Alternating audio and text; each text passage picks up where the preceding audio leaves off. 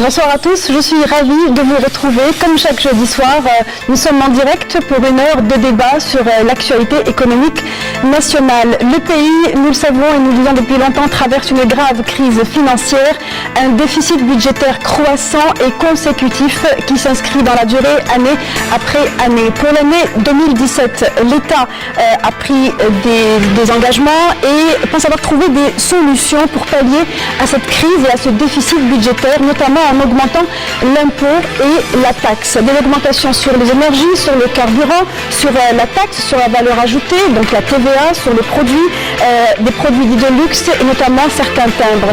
Cet impôt, l'impôt et cette taxe qui sont dites des fiscalités ordinaires vont donc permettre à l'État entre autres, à rééquilibrer le déficit budgétaire. Nous posons la question ce soir à nos invités si le choix d'abord est judicieux. Est-ce que cela va-t-il permettre à l'issue de cette année de rééquilibrer le budget de l'État et de lui permettre de trouver suffisamment d'argent pour pallier à ces dépenses qui sont finalement incompressibles, c'est-à-dire les dépenses de fonctionnement, les salaires d'une part et les dépenses d'équipement, donc continuer les projets qui sont déjà en cours. Est-ce que c'est une solution aussi pour le pouvoir d'achat?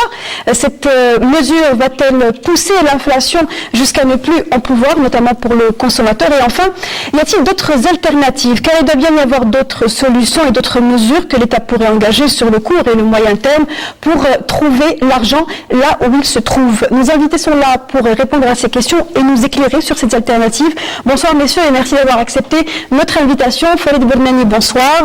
Vous êtes expert en ingénierie financière, vous êtes banquier d'affaires et entre autres choses que vous avez réalisées, vous avez fondé la Société Générale en Algérie. Merci d'avoir accepté notre invitation. À vos côtés, monsieur Farhat Aïtali, bonsoir. Et merci d'être là. Vous êtes analyste financier. Vous êtes spécialisé dans la macroéconomie notamment. Bonsoir, monsieur Abdelrahman Ben Khalfa. Merci d'avoir accepté notre invitation. Vous êtes ancien ministre des Finances, ancien délégué général de l'ABEF, l'Association des banques et établissements financiers.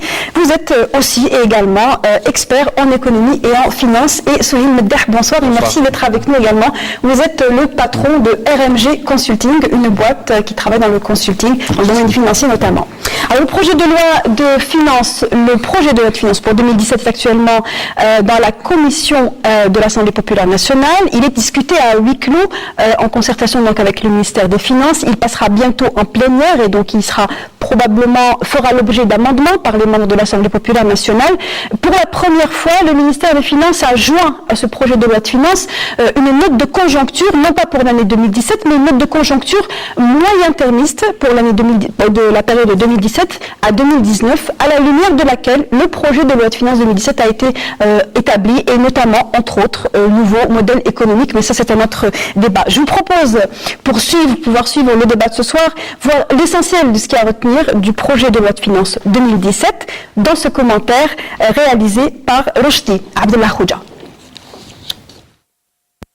Les finances publiques accuseront pour la troisième année consécutive un lourd déficit prévisionnel dans le projet de loi de finances 2017. Établi sur la base d'un baril de pétrole à $50, le projet de loi de finances table sur des recettes de l'ordre de 5 635 milliards de dinars et des dépenses prévisionnelles de 6 883 milliards de dinars. D'où un déficit prévisionnel de 1 248 milliards de dinars, soit l'équivalent de 11,55 milliards de dollars. Contrairement à 2016, ce projet de loi de finances prévoit un recul du déficit grâce à des mesures de rationalisation des dépenses publiques et une hausse des recettes suite à une baisse importante de la fiscalité pétrolière. En rejetant le principe de recourir à l'endettement extérieur, le gouvernement compte puiser dans ce qui reste dans le fonds de régulation des recettes pour couvrir le déficit budgétaire. Mais le montant de ce fonds pourrait ne pas suffire pour éponger ce solde négatif. D'où l'inévitable recours à l'endettement intérieur. Un endettement, s'il est important, entraînerait inévitablement une accélération de l'inflation, une forte perte de la valeur du dinar et une hausse des intérêts bancaires. Rassurant, M. Babahami, ministre des Finances, dira lors de la présentation du projet de loi que le gouvernement table sur une hausse de la fiscalité ordinaire, la libération de la dépense aux recettes pétrolières en vue d'un financement efficace des investissements publics, tout en veillant à la préservation de la qualité du service public et du rythme de la croissance, ainsi qu'à la préservation des postes d'emploi et du pouvoir d'achat des catégories vulnérables. Mais la conjoncture pétrolière défavorable a encore une fois remis sur le devant de la scène la politique sociale de l'État. Le soutien généralisé des prix de produits de large consommation et de l'énergie coûte cher au trésor public. Dans le projet de loi de 2017, pas moins de 1630 milliards de dinars seront alloués aux transferts sociaux. Lors de la présentation du projet devant la commission des finances de l'APN, le ministre des Finances a annoncé que son département ministériel élaborait en collaboration avec le ministère de la Solidarité un plan national des catégories nécessiteuses, outre la réalisation d'une étude sur la pauvreté en Algérie dans le courant de l'année prochaine. Faut-il alors s'attendre à une politique d'aide ciblée de l'État en direction des couches aux revenus modestes à partir de 2018 ? La question est donc posée et reste en suspens. On ne sait pas encore exactement de quelle manière l'État compte cibler ces subventions, mais ce qui est certain, messieurs, c'est qu'aujourd'hui, l'État se trouve être obligé de revoir sa politique de subvention. Nous allons parler de cet aspect. Ce qu'on retient globalement du projet de loi de finances 2017, globalement, c'est donc ces augmentations d'impôts ordinaires. Une question donc pour commencer le débat, est-ce que cela est suffisant? Est-ce que vous estimez que les augmentations qui ont été décidées pour l'énergie, la TVA et les timbres est suffisante? Si je peux commencer, je dirais ce qui devait arriver arriva. C'est-à-dire que ces signaux existent depuis 2010. Nous n'avons pas pris les devants, nous n'avons pas pris de mesures qui auraient évité les désagréments que nous connaissons aujourd'hui. Aujourd'hui, nous sommes au pied du mur et évidemment, nous nous retrouvons face à un certain nombre de déficits que nous devons corriger. Et nous devons les corriger à la fois en trouvant d'autres alternatives pour les recettes, en diminuant sans doute également les dépenses, mais nous le faisons aujourd'hui de façon... Nous devons le faire aujourd'hui de façon obligatoire, parce que nous n'avons pas pris les devants. Pendant très longtemps, on a considéré que nous étions en marge de tout ça. Or, nous ne l'étions pas. Aujourd'hui, nous en subissons les conséquences. En ce qui concerne la fiscalité ordinaire de cette année, il n'y a pas eu d'augmentation notable en dehors de la TVA qui a eu quand même une augmentation de 2 points. Ces 2 points de TVA, de 17 à 19%, va rapporter à l'État, enfin selon les estimations du ministère des Finances, à peu près 110 milliards de dinars, hein, donc 1,1 milliard de dollars. Ce n'est pas quelque chose d'extrêmement important. Pour les autres... Pour les recettes de l'État, on est d'accord. Les recettes ordinaires. Mais pour le ressenti, non, mais ça pour les consommateurs, évidemment, ça va se ressentir. De toute façon, le taux d'inflation et les différentes dévaluations du dinar depuis 2014 se sont beaucoup plus fait ressentir sur la poche du redevable ordinaire que cette augmentation de 2 points de la TVA. Le problème avec la TVA, c'est que c'est un impôt qui est contre-productif en matière de production, surtout pour les producteurs, en termes de chiffre d'affaires, mais pas pour les spéculateurs de tout genre ou les revendeurs. En général, la population a certains produits qu'elle doit acheter. Elle les achètera, même avec ces 2 points. Il y a d'autres produits manufacturés qui sont en train d'être lancés localement, qui subiront le contre-coup de cet impôt. Le problème qui va se poser, c'est qu'il va de pair aussi avec une nouvelle taxe sur l'efficacité énergétique. Cette fameuse taxe qui va de 5 à 60% en fonction de la catégorie de consommation des produits électrodomestiques. Seulement, il y a un problème pour la classification. Nous n'avons pas d'organisme jusqu'à présent capable de vérifier ou de confirmer ou d'infirmer une classification. Par contre, dans l'article, il y a un alinéa qui dit, un deuxième article qui dit que tout produit non classifié, qui n'entre pas dans une catégorie précise, subira 45% de sa valeur initiale. 45% sur un produit électrodomestique. Ce sera certainement des produits qui sont importés. Juste pour rappel, pour les spectateurs qui comprennent de quoi on parle, ces produits énergivores qui vont être frappés par cette taxe sont les climatiseurs, les chauffages électriques, les téléviseurs, radio et télé également. Le problème qui va se poser, c'est que les gens à 45% de plus avec la nouvelle TVA, ils vont se retrouver par exemple les machines à laver de 40 000 dinars. Si elle entre dans la catégorie non classifiée, elle va passer à 70 000 dinars. Les ménages ne vont pas acheter automatiquement. On va casser plus ou moins certains investissements récents dans le domaine. Et en plus, on aura des produits plus énergétivores, parce que qui va garder sa machine à laver 10 ans, elle va bouffer 4 fois plus d'électricité. Donc, je pense que ça n'a pas été très bien calculé. Qui doit discuter sur la mesure. Ben Khalfa, est-ce que vous pensez que ces augmentations sont suffisantes ou bien fallait-il faire davantage? Merci. Encore une fois, je vais parler en qualité d'analyste sur la loi de finances, sur le projet de loi de finances. Il y a un projet. Je ne rentre pas dans les considérations de détail, mais nous sommes en ajustement dans tous les pays pétroliers. Tous les pays pétroliers sont en ajustement budgétaire. Pourquoi? Parce que le niveau de croissance, le niveau de la dépense publique dans ces pays est devenu surdimensionné par rapport à leur niveau, sous-dimensionné par rapport à leur niveau. Et donc tout le monde ajuste. On ajuste par l'impôt direct, l'impôt indirect, l'impôt sur les acteurs économiques, l'impôt sur le consommateur. Et en même temps, ailleurs, on ajuste fortement sur le niveau de subvention. Donc, on ne peut pas être en période d'ajustement, je ne parle qu'en tant qu'analyste, encore une fois. On ne peut pas être en période d'ajustement, ne pas augmenter les impôts, la fiscalité ordinaire, ne pas toucher à la subvention, ne pas toucher au recrutement, garder garder les équilibres qui étaient avec 70% de moins de recettes et de ressources. Et donc tout le monde est en ajustement, ce que effectivement il faut placer la loi de finances dans son environnement. C'est que tous les pays en même temps ajustent, en même temps rationalisent, en même temps effectivement élèvent le niveau. Vous entendez parler tout à l'heure, on va parler 3 dinars et 2 dinars, les pays pétroliers ajoutent 50, 60, 70%. Vous pensez que l'État aurait dû être plus courageux sur le plan des subventions? Mais en même temps, courageuse, non, mais il y a un plan. Mais le ciblage de subventions est annoncé. Et notre pays, comme d'autres pays, ne peut plus se permettre un niveau de subvention généralisé. Quoi cibler, c'est une affaire de technicien. Mais le dossier de subvention, on doit aller à des subventions sélectives. Mais en même temps, et moi je donne plus d'importance à l'autre aspect, en même temps élargir l'assiette, en même temps faire les transformations structurelles à l'économie, en même temps apporter les touches supplémentaires, en même temps encadrer l'informel. Les solutions, on va y venir justement. Voilà. Il ne faut pas que la loi de finances, soit le seul rééquilibrage. La loi de finances maximise les ressources qu'on peut pour passer d'un modèle budgétaire, d'une trajectoire budgétaire à une autre, mais en même temps, nous avons 2 ans, nous avons 3 ans maximum pour que l'activité économique produise l'alternative. En même temps, sur le niveau de salaire, sur le pouvoir d'achat. Et donc, il faut regarder les deux.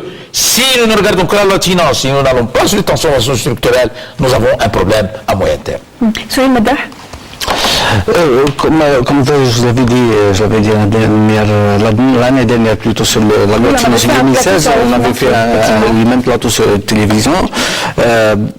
Cette loi de finances, elle rejoint le même principe, la même logique de la loi de finances qu'il avançait en 2016, c'est-à-dire d'avancer, plutôt de donner un rôle primaire, un rôle de premier plan pour la fiscalité ordinaire, vu que la fiscalité ordinaire doit être le seul instrument, le premier instrument qui sert à financer la dépense publique en termes de financement interne. Donc les critères qu'on peut tirer à partir du projet de loi de finances de 2017, il y a d'abord la maîtrise de la politique budgétaire tout en renflouant un petit peu les recettes et en limitant les dépenses. On l'a vu pour la limitation de la dépense à l'équipement et aussi au fonctionnement. Une politique énergétique qui soit efficace, qui sera connecté également on va dire pas uniquement à ça, mais aussi à la consommation et au gaspillage. Parce que le fait de surtaxer, le fait de mettre ces taxes sur des catégories de produits A+, B, etc., ça va pousser les gens un petit peu à rationaliser, exactement, rationaliser leurs achats, rationaliser leurs dépenses, à essayer de ne pas être tenté toujours par un achat direct, mais de faire un petit peu le calcul. C'est ce qui manque dans le ménage. Justement, parlant de rationalisation, il est forcé de croire, avant de rentrer dans des aspects un peu plus précis, lorsqu'on parle des populations, puisque c'est à eux qu'on s'adresse ce soir, nous avons vu dans le Sud que cette augmentation, on va dire soudaine finalement, puisque vous le disiez, l'État n'a réagi que peut-être pas suffisamment tôt. Et les réactions se sont faites un peu violentes, et dans le sud, les factures énergétiques ont été très lourdes, et ça a été très très mal perçu. Est-ce que la chose n'aurait pas dû être abordée différemment ou autrement dans des régions particulières Permettez-moi juste de rebondir. Cela concerne l'ensemble des pays producteurs de pétrole, le réajustement, enfin les ajustements, et les collectifs. Les pays producteurs du Sud. Les États-Unis, la Norvège, qui sont tout aussi producteurs, ne sont pas dans le même cas de figure. En d'autres termes, les pays du Sud se sont habitués au modèle de rente, n'ont pas créé d'autres alternatives d'exportation. Donc je distingue quand même, c'est pas une fatalité des pays producteurs. Les États-Unis ne connaissent pas nos soucis, les Norvégiens non plus. Nous avons les mêmes que les Saoudiens, que les pays du Sud. Là, vous réagissez à ce que disait Abraham, vous répondez pas à la question. Mais c'est le maximum des pays en quantité. C'est-à-dire qu'il ne faut pas que nos concitoyens regardent uniquement l'Algérie, il faut regarder le panorama des 14 pays. Et tout le monde est en ajustement avec des taux parfois effarants. Voilà, vous l'avez dit, il y a 14 pays, et puis nous avons également une particularité d'avoir un pays qui a été très généreux avec ses concitoyens.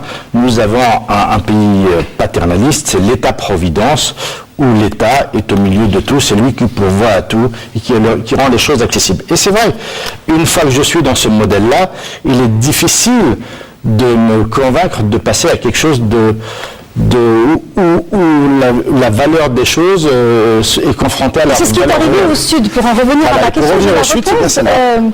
Pour le Sud, c'est un peu spécial, parce qu'il aurait fallu quand même faire des conditions spécifiques en matière même de tarification pour les gens du Sud. Premièrement, le climat est insupportable. Deuxièmement, on leur a changé leur habitat naturel et leur méthode architecturale en implantant là-bas exactement les mêmes méthodes qu'en Nord. Donc c'est devenu quasiment invivable. Et le Sud est quand même la source de cette fameuse source d'énergie et de rente. Et ils ne sont pas ici nombreux que ça. Et une double énergie, une énergie à la fois fossile et une énergie... Ils ne sont pas 10% de la population algérienne. Donc à la limite, moi j'aurais fait quand même un barème de tarification en matière d'énergie pour ce genre de zone, pour le Sud quand même. Et en plus en matière de revenus quand même, ils ne sont pas très bien lotis aussi. Au Sud, le taux de chômage il est quand même supérieur au Nord. Moins d'activité économique, donc moins d'emploi. Évidemment, beaucoup de gens ne sont pas attirés par le Sud, donc il aurait fallu quand même tarifier autrement. Ce sont les individus que l'on doit subventionner. Il y a des nantis dans le Sud qui n'ont pas lieu d'être subventionnés. Justement, oui. Et puis ceux qui le nécessitent, au Nord et au Sud, devront bénéficier de subventions ciblées. Donc je ne suis pas pour faire des différences régionales. Au Nord, il peut faire très froid. Que va-t-on faire? On va subventionner le chauffage en Kabylie? Non, on va s'intéresser aux individus et à leurs revenus. Disons que le gaz et l'électricité, le gaz ne coûte pas aussi cher que l'électricité dans n'importe quelle facture d'Algérien moyen, même dans ma facture personnelle, les surconsommations de gaz, des fois je surconsomme, je ne les ressens pas comme les surconsommations d'électricité. Le barème pour l'électricité, à la 5e tranche, vous passez quand même à un tarif qui n'est pas très loin de la moitié du tarif européen. Et au Sud, on passe facilement à la 5e tranche, qui est pratiquement de 400 kWh. Et là, c'est une catastrophe. Il est vrai que les gens nantis là-bas auraient pu penser déjà à titre individuel aux renouvelables. Moi, je ne comprends pas pourquoi un milliardaire du Sud ne s'installe pas des panneaux photovoltaïques ou quelque chose dans ce goût-là. Mais le gros de la population n'est pas riche. Justement, on se moque puisqu'il est dit dans le projet de loi de finances que 90% des recettes de la taxe dont vous parlez, la taxe énergétique ira dans le trésor. Bon, le trésor qui souffre, on est d'accord, mais 10% seulement ira justement pour le fonds qui sert à la preuve, voilà, qui sert justement à faire développer les énergies renouvelables. Ces 10%, c'est pas suffisant, ça ne motive pas finalement. La plus c'est une agence, ça ne produit rien, disons que ça incite. Il s'agit d'un fonds, il s'agit bien d'un fonds qui va soutenir l'activité de développement d'énergie renouvelable. D'autres fonds, il y a beaucoup d'investissements sur d'autres comptes spéciaux qui vont vers la transition énergétique. Mais sachez que sur un plan global, moi aussi, je partage l'idée qui consiste à dire que le ciblage est un ciblage vers l'Algérien dans son environnement.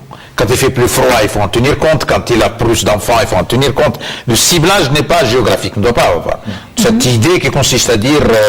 sur une base démographique, vous voulez dire, pas régionale. Voilà, il y a de belles installations maintenant au sud. Je suis dans les universités dans le sud de temps en temps. Et donc, l'idée du coût au sud, je pense que de plus en plus maintenant, d'ailleurs notre agriculture vient du sud, vous ne savez pas combien coûte l'agriculture qui est dans le sud, qui est dopée budgétairement. Donc beaucoup d'activités se créent au sud. Mais nous avons un problème effectivement de calibrage de notre système d'aide. Pour un moindre coût, on aura plus d'impact. Il faut qu'on l'accepte. Et c'est une affaire de société, c'est pas une affaire d'État. Je le dis en tant que citoyen. Et donc on y va sur ça. Et nous avons dans notre pays une surconsommation et un gaspillage. Vous le voyez dans le lait, vous le voyez dans la semoule, vous voyez le pain qui se gaspille. Vous ne pouvez pas leur en vouloir de surconsommer. Non, parce que chaque chose qui se vend a une valeur. Tout ce c'est pour ça que je parlais des transformations structurelles tout à l'heure. Il faut que les coûts aboutissent à la valeur. Il faut réinjecter la valeur. Chaque fois que vous vendez sur un marché quelque chose à moins de sa valeur, vous avez du gaspillage. D'accord. Et le gaspillage vient de ce niveau-là. Alors donc, maintenant, il y a un rattrapage, je dis, en ajustement, mais il y a aussi un rattrapage, et c'est pas dans notre pays seulement, il y a aussi dans les pays du Nord, c'est que le coût de la surconsommation, le coût du gaspillage doit être un peu freiné. Si les Algériens craignent aujourd'hui l'inflation, il est dit dans la note de conjoncture à l'horizon 2017-2019 que l'inflation serait stationnaire sur les 3 prochaines années. Est-ce que vous pensez que c'est de l'ordre du possible? Alors ce sont bien des chiffres qui sont donnés dans des prévisions qui émanent du ministère des Finances qui disent que l'inflation sera maintenue. Elle sera pratiquement maintenue en état. Même le taux de change d'ailleurs sera stationnaire sur 3 années, ce qui me paraît étonnant quand même au vu de la conjoncture. Mais pour parler de l'inflation d'abord, justement. Je serais fort étonné parce que de toute façon les deux phénomènes sont liés. Une dévaluation entraîne automatiquement inflation locale ou importée. Donc si quelqu'un décide que le taux de change sera stationnaire sur 3 années, forcément il va lui coller l'inflation. Ce qui veut dire que le gros de nos inputs ne changera pas tellement de valeur à la hausse. Ça, moi personnellement, j'aimerais bien le vérifier sur le terrain dans une année. Ça ne tient pas la route comme logique. On ne peut pas considérer que l'inflation sur la période à venir est de 4% et elle demeurera de 4%. Déjà, je doute des 4% d'aujourd'hui. Vous ne pouvez pas avoir une dévaluation de notre monnaie et avec structurellement un pays qui importe énormément de biens et services, donc ils sont impactés. Et il y a forcément un effet négatif sur le pouvoir d'achat des ménages. On ne peut pas leur dire sur nos tablettes on considère que l'inflation, voilà, il faut regarder la manière dont on la calcule. Et l'autre élément, c'est le taux de change. Le taux de change que l'on a décidé arbitrairement de considérer unilatéralement, ça défie les lois de l'économie, qu'il va demeurer à 108. Regardons dans notre passé, s'il y a eu sur 3 années, il n'est pas signalé comme ça, il n'est pas signalé, je pense. Je crois qu'il est signalé à 108 sur 108 dinars pour $1. On parle de la note de conjoncture 2017-2018. Justement. Donc c'est ça, regarder si dans le passé, notre monnaie... Les chiffres des experts du ministère des Finances, enfin des experts de cadre. Si c'est arrivé dans le passé... Sur l'inflation, nous avons une inflation qui galope entre 4 et 5 depuis quelque temps. Sur quel panier, monsieur Sur quel panier? Non, ça, je pense que... attention, encore une fois, j'ai un œil d'analyste, pas du tout de responsable. Les méthodes sur lesquelles l'ONS travaille sont des méthodes certifiées au plan international. Donc, est-ce que l'économie informelle n'est pas tenue en compte? Ça, c'est autre chose. Mais les méthodes de l'ONS sont des méthodes certifiées au plan international. Maintenant, le problème, c'est que nous sommes en ajustement et en correction. Quand on dit dévaluation, moi je ne dis pas d'évaluation, je dis correction de la valeur du dinar. Je suis de ceux qui disent que le dinar est au-dessus de sa valeur. Voilà. Okay, donc, et nous sommes en transition vers une vérité économique dans les 3 ans. La vérité blesse. Non, nous sommes tous en tant que citoyens, nous avons pris lorsque la dévaluation ou ajustement, c'est mécaniquement fait, c'est-à-dire que l'État le fait parce qu'il y a nécessité de le faire. Parce qu'il y a nécessité de corriger un modèle économique et un modèle de consommation qui est au-dessus des ressources pérennes du pays. Alors quand il y avait 120, quand on était à 120, 130, tout le monde a profité, nous tous, puisque nous avons tous, et je le redis, un deuxième salaire en soutien, parce que depuis le matin, depuis le réveil à 6 heures jusqu'à minuit, chaque fois que des choses nous faisons, ils sont soutenus. Maintenant qu'il y a ajustement, maintenant qu'il y a nécessité de retourner à la vérité, le passage à la vérité économique, la vérité des prix, la vérité des coûts, la vérité du taux d'intérêt, la vérité du taux de change, eh bien, il faut que c'est normal que ça doit faire craquer quelque part. Ce qu'il y a, c'est qu'il faut ajuster les choses pour que les 9-10 millions d'habitants qui sont en dessous d'un certain seuil n'en souffrent pas et que les règles de l'économie deviennent transparentes. Même moi, je rejoins le même raisonnement, la même explication de M. Ben Khalfa. Nous avons un dinar qui est subventionné, qui est soutenu déjà à la source. D'ailleurs, il fait partie des sources de subvention à l'importation. Même quand vous importez, vous avez déjà une monnaie qui est soutenue, qui est subventionnée. Et qui coûte très cher à la Banque centrale. Très cher à la Banque centrale. Bon, la mécanique de l'année passée, lorsqu'il y a eu dévaluation, c'est vrai qu'il y a eu dévaluation aussi pour booster la base de la fiscalité pétrolière à l'époque, parce qu'il y avait le mécanisme de passer en dinar et ensuite pour pouvoir soutenir ce qui était des fois avec le fonds de régulation des recettes. Le fonds de régulation des recettes, il fallait le soutenir. Pour revenir un petit peu à l'inflation, bon, c'est une moyenne qui est proposée à 4%, mais qui peut changer avec le temps. Tout dépend maintenant des recettes fiscales, de l'évasion fiscale, de l'informel, le poids de l'informel dans tout ça. Et des ressources de l'économie. Est-ce que vous allez rembourser ou pas? Tout dépend aussi des mécanismes qui vont peut-être mis en place pour soutenir l'investissement. Et il y a beaucoup à dire surtout sur ce thème-là. Oui, mais je voudrais tout de même qu'on m'explique si sur les 3 prochaines années, l'État annonce une parité dinar-devise stationnaire. Est-ce que c'est quelque chose qui va être voulu, donc l'État va juste stabiliser, ou bien est-ce qu'il va, comme disait M. Ben Khalfa, laisser le dinar aller à son niveau nécessaire? Un taux de change administré, non, sinon on fait de l'illusionnisme. Un taux de change administré est adossé à des réserves de change, d'une. Mais je reviens à ce que disait M. Ben Khalfa, mais il ne l'a pas dit aussi clairement que je veux le dire. L'État a subventionné l'ensemble des produits importés. En ayant un taux du dinar qui est supérieur à sa valeur, je subventionne l'ensemble des produits importés. Donc nous en avons tous bénéficié. Donc la consommation et l'utilisation des produits importés. Tout à fait, bien sûr. Voilà. Et nous en avons donc tous bénéficié. Mais comme ce n'est pas adossé... Les importateurs un peu plus quand même, hein. On est d'accord, un peu plus que les consommateurs. C'est bien eux qui se sont fait le plus d'argent sur le compte de cette subvention. Chemin faisant, les marges, effectivement, étaient gonflées. Oui, terminez l'idée. Oui. Et donc nous sommes amenés à revenir à la vraie valeur. La vraie valeur du dinar, c'est la valeur de la valeur ajoutée créée dans le pays. Ce pays a été adossé à une rente pétrolière. Cette rente pétrolière dégringole. Il est normalement, dès lors qu'il s'est adossé à un seul produit et non pas à une multitude de produits, que votre monnaie qui est soutenue par cette richesse dégringole autant. Donc maintenant, ce qu'il faut faire, c'est le lisser de façon à ne pas perdre. Nous avons une obligation de solidarité. Il faut que nous acceptions, dans le sud et au nord, de voir quelqu'un être subventionné pour son transport aérien parce qu'il n'a pas les revenus nécessaires, être subventionné pour d'autres, donc avoir un revenu secondaire, et moi, à côté de lui, je n'en bénéficierai pas. Et je saurais que c'est au titre de la solidarité nationale. Donc alors, il faut accepter cette idée-là. Et puisqu'on en est aux mauvaises nouvelles, à combien devrait, en fonction de ce que produit, en fonction du PIB de l'Algérie réel, à combien devrait être la parité du dinar par rapport à la devise? Pour la parité du dinar, ce n'est pas une décision politique ou à prendre comme ça. Non, mais économiquement parlant, à quel niveau devrait-elle arriver? Écoutez, ce sera tributaire du niveau des réserves de change sur les 3 prochaines années.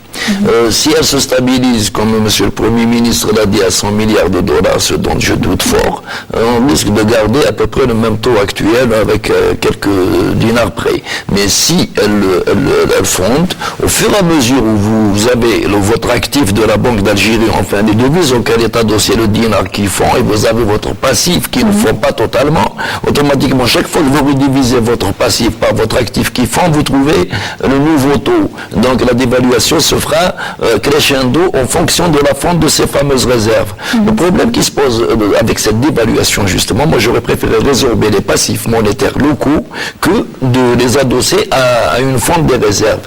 Toute dévaluation n'entraîne pas seulement un problème de pouvoir d'achat du citoyen. Ce n'est pas seulement du social, ça entraîne aussi la dévaluation de tous les actifs nationaux, y compris les créances des banques, y compris les capitaux propres des gens en dinars.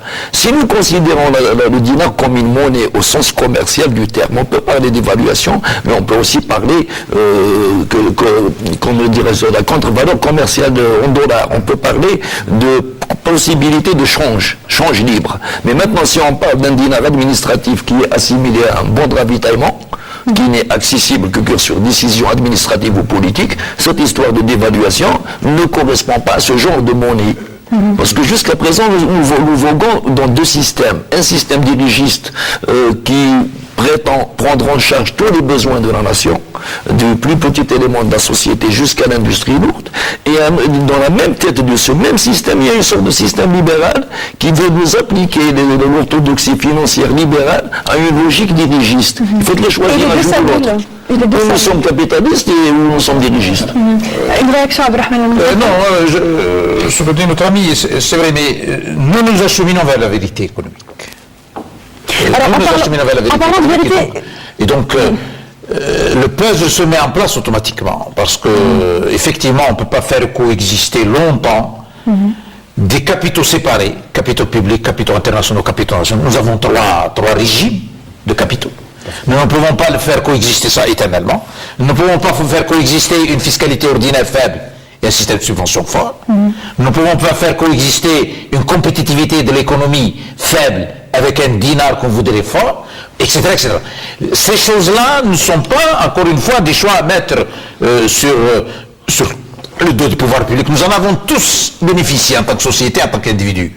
L'ajustement sur les 3 années doit permettre de remettre les choses en ordre. Mais la remise en ordre n'est jamais avec un risque zéro, mais avec une stabilité et une alliance. Nous devrions faire l'alliance maintenant, ensemble, pour que ces ajustements s'opèrent. Alors vous parlez de vérité économique justement, parmi peut-être, vous allez me dire si c'est le cas ou pas, parmi ces vérités que l'État veut dire concerne le fonds de régulation des recettes. Alors déjà on entame la loi de finances complémentaire, loi de finances 2017 avec un baril de $50 au lieu de 37, donc déjà on se rapproche de la vérité. Et d'autre part, le projet de loi de finances 2017, il faut le savoir, en fait annule le seuil en dessous duquel on ne peut plus puiser dans ce fonds. Est-ce que cela signifie la fin du fonds de régulation des recettes? Forcément, oui. Qu'est-ce que c'est? Justement, qu'est-ce que c'est? Le rôle du fonds de régulation des recettes, c'était de combler le déficit du trésor public, tout simplement, depuis 2006 à ce jour. Bon, au départ, le déficit de la dépense publique, pardon, oui. Parce que ça, c'est depuis 2006 à ce jour, plutôt à cette année. Au départ, le fonds de régulation des recettes, pour faire rapidement, il a été créé en 2000, c'est bien ça? Oui, c'est un fonds qui était au départ destiné pour les générations futures, etc. Mais bon, avant, il a servi pour composer un petit peu le redressement de la dette extérieure, et à partir de 2006, il est passé. Ça veut dire qu'il a été créé au départ? Non, c'est un fonds de stabilisation qui a joué un rôle, puisqu'elle a permis au pays de se désendetter. Sans cela, on serait parti maintenant sur les genoux, parce que nous rentrons en ajustement avec 10% de dette publique. D'autres pays rentrent en 50%, 60%. Le pays part, mais c'est vrai, vous avez raison, il a joué un rôle de stabilisation, mais nous retournons à l'annualité. L'annualité dans tous les pays. C'est que maintenant il est vide. Non, vide. Ça veut dire que l'annualité, c'est maintenant chaque année, il faudra trouver les recettes de l'année pour couvrir les dépenses de l'année. C'est pour ça que le gouvernement a introduit d'ailleurs les 3 années à venir. Mais il faudra que on va vers une productivité plus forte pour couvrir l'année. Mais il y a une chose qui m'échappe, je vais vous marquer une petite parenthèse, parce que dans la note de conjoncture du gouvernement, il était question au 31 décembre prochain de 1042 milliards de dinars de solde du fonds de régulation. Ça, c'est ce qui est annexé au projet de loi de finances. Monsieur le ministre s'est pointé il y a une semaine pour parler de 740 milliards de dinars, ce qui est vrai, parce que c'était vraiment le plancher légal. Il a parlé de 740. Bon, parce qu'ils ont dû calculer 10 milliards de dollars à 74 dollars selon le taux de l'époque. Ceci dit, est-ce qu'il y a 1042, ce dont je doute fort, ou les 740? Parce que les 740, moi je pense pas qu'ils tiendront jusqu'au 31 décembre. De toute façon, on n'a pas le droit de les toucher, non, parce qu'il y a le déficit 2016. Il a été prélevé au 30 juin 1338 milliards pour couvrir une partie du premier semestre 2016, qui quand même le déficit était 17 milliards de dollars. C'était le plus important déficit. Ouais, maintenant il reste les 6 autres mois. Sur les 6 autres mois, l'emprunt obligataire a couvert 3 et quelques milliards sur le premier semestre. Mais maintenant, le deuxième semestre, qui est lui aussi déficitaire, il faudra bien le couvrir. On n'a pas le droit de toucher à ce fonds. On va le toucher en 2017, si la loi passe, si l'article passe. Mais quand on le touchera, il sera à 0, il ne sera pas à 1042. Alors que ça signifie qu'on va l'assécher et le fermer. C'était la question. Non, on va l'assécher, matériellement parlant, il sera asséché. Mais les projections dans la loi de finances sur 2018 et 2019 parlent de 1042 comme solde au 31 décembre 2016, qui seront épongés en partie en 2017 et dont il restera une partie donc, en 2018. De suffire c'est parfaitement juste ce que vous dites, mais c'est trop technique. On se serait trompé sur les chiffres, selon vous? Je crois qu'on s'est trompé sur une caisse de secours qui a été créée en 2000.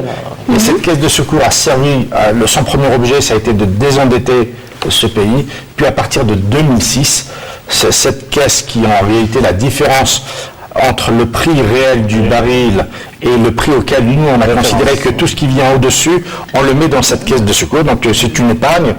On a commencé donc à éponger les dettes du Trésor de 2006, mais les dettes du Trésor étaient relativement faibles, jusqu'à devenir très importantes. Au jour d'aujourd'hui, il a atteint le seuil minimal que la loi l'a autorisé, c'est un peu moins de 7 milliards de dollars, 750 millions de... 740 milliards de dinars. 750 milliards de dinars. Parce que normalement, nos calculs sont en dinars et pas en francs. Et bon, on peut considérer qu'il va disparaître, il n'a plus d'objet. Et puis, attention, il faut aussi il va être constant.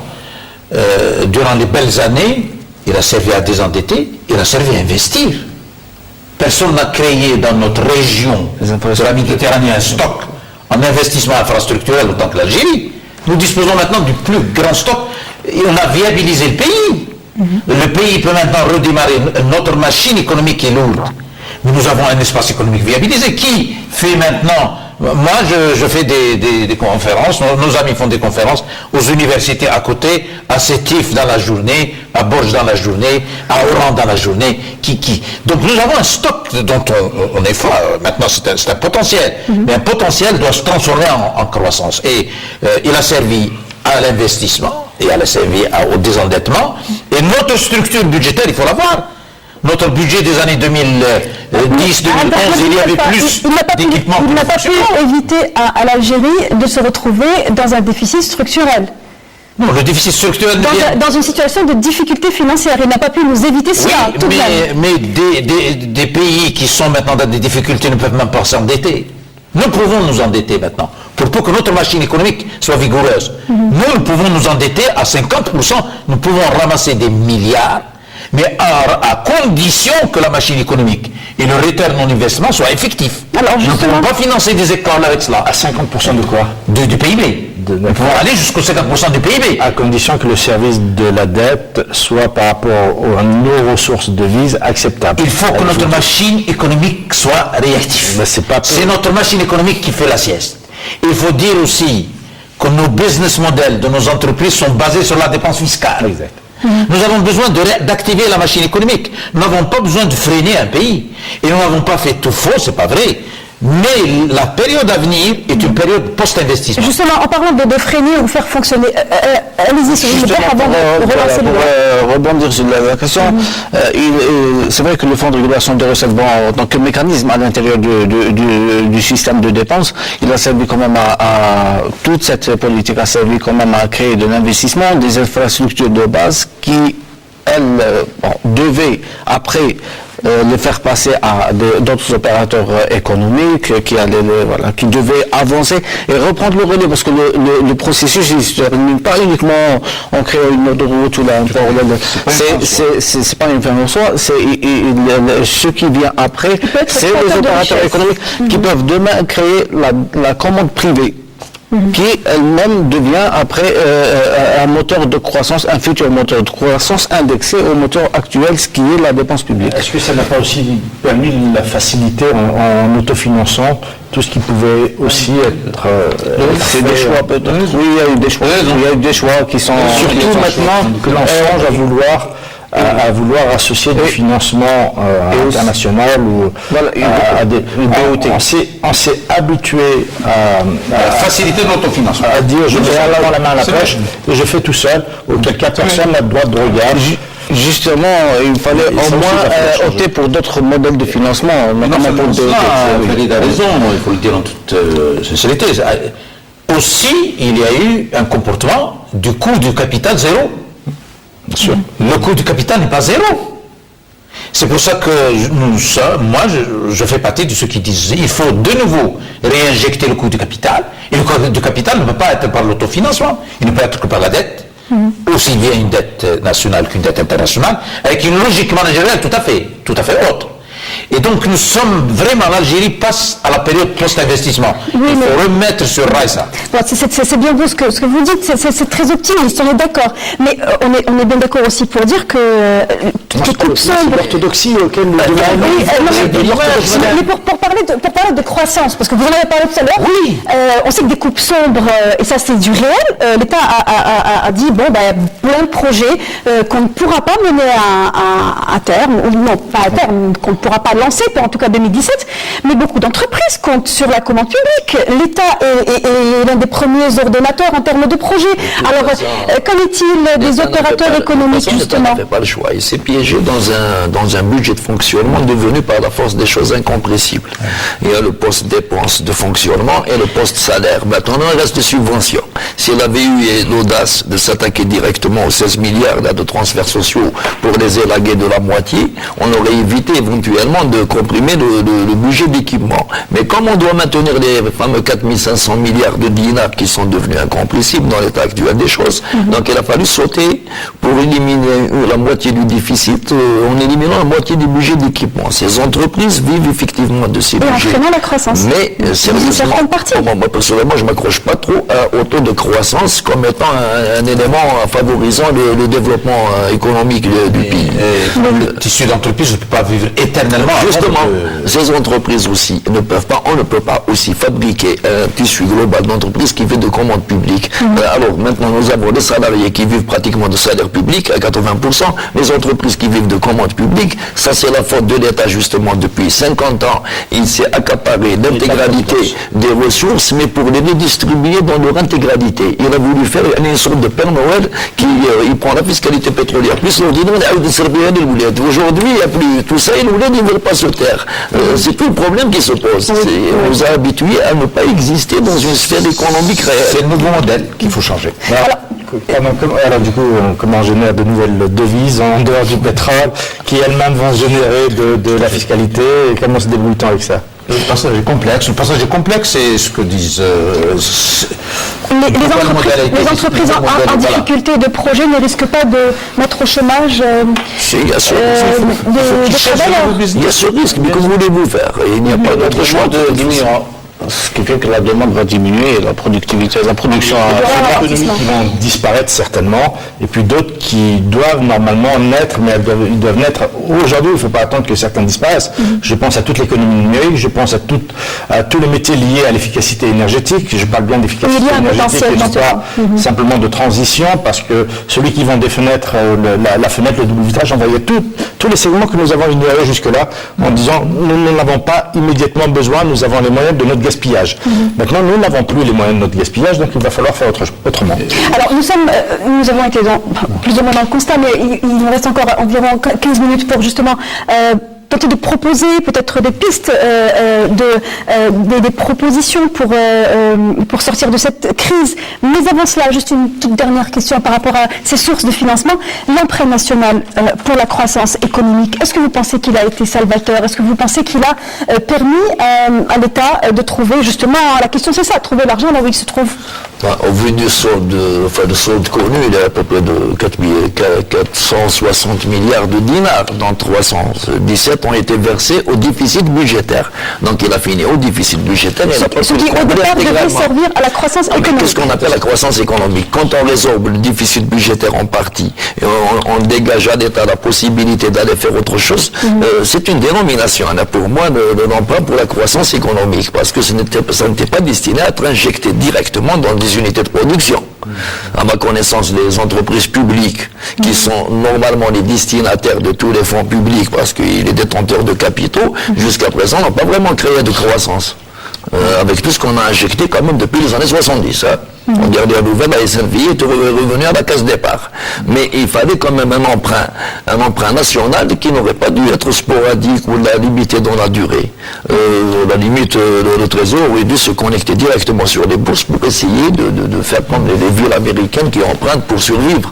Disons, essayer d'initier une épargne nationale qui va dans tous les sens, que ce soit dans le sens de financement qui a fortement puisé dans les poches des grandes entreprises ou des entreprises créatrices de richesse. Comment ça appartenait à fort une chef d'entreprise? À toutes les entreprises. C'est le plus grave, on aurait dû interdire aux entreprises non pas de s'immiscer, mais d'allouer leurs ressources financières au fonds. Pourquoi leur interdire? Leur interdire tout bonnement. Nous avons besoin que les entreprises conservent leurs avoirs pour investir, créer de l'emploi, créer de la richesse et ensuite payer des impôts. Ce n'est pas en les siphonnant. Et ensuite, j'en ai rencontré un tas de chefs d'entreprise qui ne savaient pas comment se positionner. Je ne le fais pas, peut-être que ça va être considéré comme un geste de non-patriotisme, mais le patriotisme pour une entreprise, c'est d'exceller là où elle est et de créer de l'emploi en le faisant bien, elle devient extrêmement citoyenne. Pour le reste, l'État, évidemment, a un besoin de ressources. L'État a émis un emprunt obligataire nominal, enfin avec des détails qui sont novateurs, puisqu'on a créé de la monnaie. Aujourd'hui, je peux vous payer avec un papier, un coupon, et je peux même le donner à une banque qui elle-même va me donner des ressources financières qui va me permettre d'acheter une maison.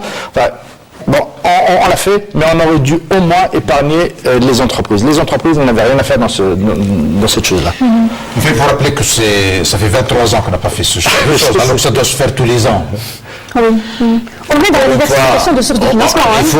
C'est pour ça que je dis qu'il faut retourner au principe d'une économie. Jusqu'à présent, c'est l'autofinancement ou le crédit bancaire ou alors les fonds cachés. Et donc, le pays est rentré en ajustement, mais aussi en réapprentissage. L'emprunt doit se faire tous les ans. La bourse doit fonctionner comme il faut. L'endettement au niveau international doit être étudié, doit permettre. Il ne faut pas freiner la croissance. Il faut trouver les alternatives. C'est pour ça que vous parliez de pistes. Les 3 pistes pour demain, puisqu'on y est sur les pistes. Moi, je suis optimiste pour mon pays, en tant que citoyen, je veux dire. Parce que j'ai vu des situations de pays, et je ne veux pas les citer ici, producteurs, à la fois dans mes fonctions anciennes et actuellement. Vous êtes producteur de pétrole. De pétrole, qui sont dans des situations des grands pays. Et donc, nous sommes dans une situation gérable. 3 conditions. 1, qu'on freine l'investissement pour optimiser l'usage de l'investissement déjà fait. Le pays a fait le plein. Pareil d'investissement public. L'investissement infrastructurel. 2, on passe à l'investissement économique d'entreprise. 3, le modèle de gouvernance économique doit changer et je pense qu'il est au cœur du nouveau modèle de croissance. Parce que nous injectons de l'argent et le retour sur l'investissement ne vient pas. 4, l'organisation des marchés est au cœur de notre pays. Si les marchés avec le système de prix demeurent actuellement comme ils sont, l'informel peut encore s'élargir.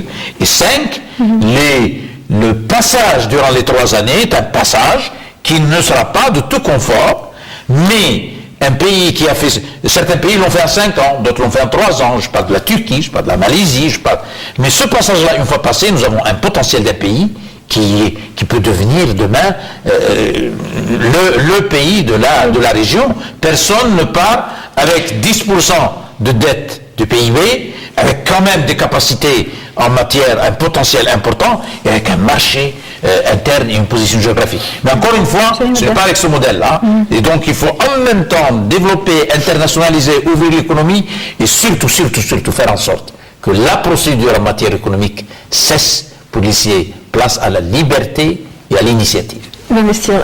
Justement, dans ce sens, l'emprunt obligataire, déjà, l'emprunt national, c'est un emprunt obligataire qui est universellement connu, donc c'est une pratique financière qui sert à financer que ce soit l'investissement, ou généralement c'est l'investissement, parce que donc l'emprunt obligataire est venu dans une conjoncture un petit peu particulière parce qu'il suivait la conjoncture de 2015. Il ne faut pas oublier que la loi de finances, je l'ai dit sous le contrôle de M. Ben Khalfa, la loi de finances de 2016 était basée sur un prix d'hypothèse de $45 le baril, et pendant les 4 premiers mois on était en dessous de cela. Pendant les 3 premiers mois on était en dessous du tarif de référence, on était en dessous de... Donc ce qui fait que en termes de financement interne, c'était un... Mais aussi, il y a une autre question qui était posée un peu partout. On parlait toujours de l'inflation, 5% d'inflation. L'emprunt s'adresse à l'épargne. Donc l'épargne, soit vous l'avez chez vous, sous le matelas, dans une armoire, soit vous l'avez dans une banque, avec un taux négocié selon une modalité négociée, soit vous les utilisez dans ces instruments de financement. Donc l'inflation n'a jamais été, le taux d'inflation n'a jamais été un élément déterminant dans ce processus-là. Oui, mais force est de croire que finalement le citoyen, vous et moi, n'ont pas vraiment investi dans cet outil de financement. La cible visée n'a pas réagi sur tous ces entreprises. Parce qu'il y a inévitablement cette partie, l'inclusion financière, chère à M. Ben Khalfa, c'est quand même ce matelas-là. On ne peut pas vivre avec une économie à 2 têtes. D'une manière ou d'une autre, ça n'a pas marché avec 2 tentatives. Il faudrait essayer une 3e fois, une 4e fois. Mais l'emprunt obligataire s'adressait avant tout, normalement, on a tendu une perche à ces fonds pour qu'ils soient bancarisés et rien d'autre. On demandait simplement la bancarisation et à la fin, les souscripteurs étaient sans doute une autre population. Bon, c'est pas grave. Il y a eu un transfert depuis les banques vers c'est ça. Alors que la cible c'était le secteur informel. Il suffisait simplement d'interdire à certaines cibles de façon à les dédouaner de la souscription en disant vous n'êtes pas concernés. D'ailleurs, on vous l'interdit même. Si vous m'interdit quelque chose, je le fais comme ça, personne. Maintenant, la confiance dans l'avenir du pays, elle est claire. Nous avons tant de pans d'activités qui ne sont pas aujourd'hui cultivés. Le tourisme, ça devient un mot tabou, mais c'est parce qu'il est inexistant qu'il a une marge de progression incroyable. Le numérique également. Tous les nouveaux métiers, on doit s'intéresser aux nouveaux métiers. Et par contre, il faut faire preuve de discernement sur nos choix d'investissement. Je prends 2 exemples.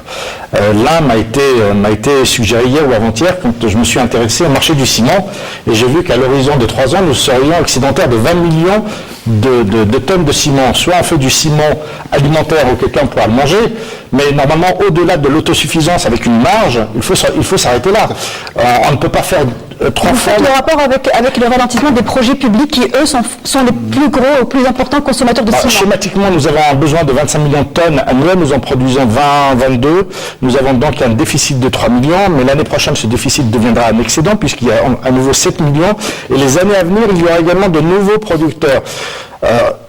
L'objectif est d'arriver à à produire localement et donc ne plus importer. Donc on peut aller à l'autosuffisance avec une marge supérieure, mais pas faire 20 millions. Je prends un autre exemple dans le sucre. Très rapidement, il nous reste encore une juste production 3 minutes parfois supérieure à la consommation nationale du pays. Alors que dans la trituration de graines oléagineuses, tout l'aliment de bétail est importé. Voilà, nous devons orienter, parce que, in fine, privé ou public, ça s'impute sur la réserve de change. Et dès lors que ça s'impute sur la réserve de change, les pouvoirs publics doivent avoir un droit de regard. Il nous reste encore 2 minutes pour parler des pistes de proposition et rappeler aussi aux téléspectateurs que, entre autres choses à retenir de ce projet de loi de finances 2017, l'opération de conformité fiscale, celle qui, rappelez-vous, visait à éponger l'argent qui donc a échappé à la fiscalité à l'impôt, et donc reconduit. Il devait arriver à échéance au 31 décembre 2016. Il sera prolongé d'une année. Volontaire, ils peuvent la prolonger de 20 ans, ça donnerait exactement les mêmes résultats.